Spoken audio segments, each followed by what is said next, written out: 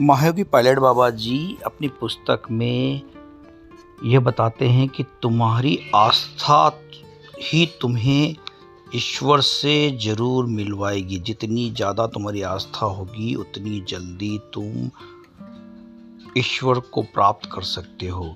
बाबा जी एक उदाहरण देते हुए बताते हैं कि जब मैं नर्मदा परिक्रमा कर रहा था तब एक साधु भगवान शिव के प्रति अपशब्द बोलते हुए क्रोध व्यक्त कर रहा था।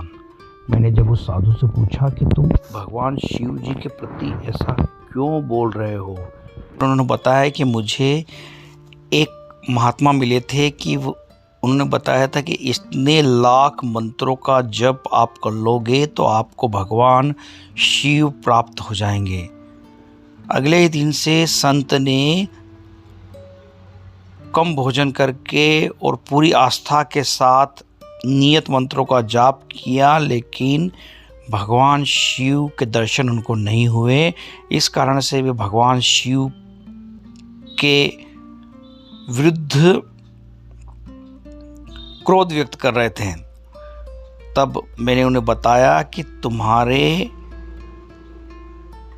द्वारा मंत्रों का जाप तो सही किया गया है और किसी संत को इतनी नियत मात्रा मंत्र जाप करने पर दर्शन हो सकते हैं, किंतु हो सकता है कि तुम्हारे पुनर्जन्म पूर्व के जन्म के संस्कार इतने अच्छे नहीं हो।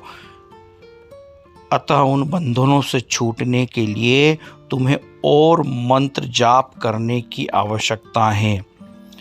बाबा जी बताते हैं कि अगली बार मैं फिर उसी रास्ते से गुजरा तो उन संत ने मुझे नमस्कार किया और बताया कि मैंने और मंत्रों को जप करने से मुझे भगवान शिव के दर्शन हुए हैं। बाबा जी कहते हैं कि क्या आप जानते हैं कि आपने अपने पूर्व के जन्म में आपने कितने पाप किए हैं। उन पापों से मुक्त होने के लिए तुम्हें बहुत ही अथक श्रद्धा से मंत्र जाप करने होंगे। तुमने पिछले जन्म में कई चोरियां की हो, तुमने किसी जन्म में पशु पक्षियों को, मछलियों को मारा है। तुम्हारे कर्म जब तक तुम उन कर्मों से उऋण नहीं होंगे तब तक तुम्हें भगवान के दर्शन नहीं हो सकते। अतः पूरी श्रद्धा से, पूरी लगन से साधना में लगे रहो।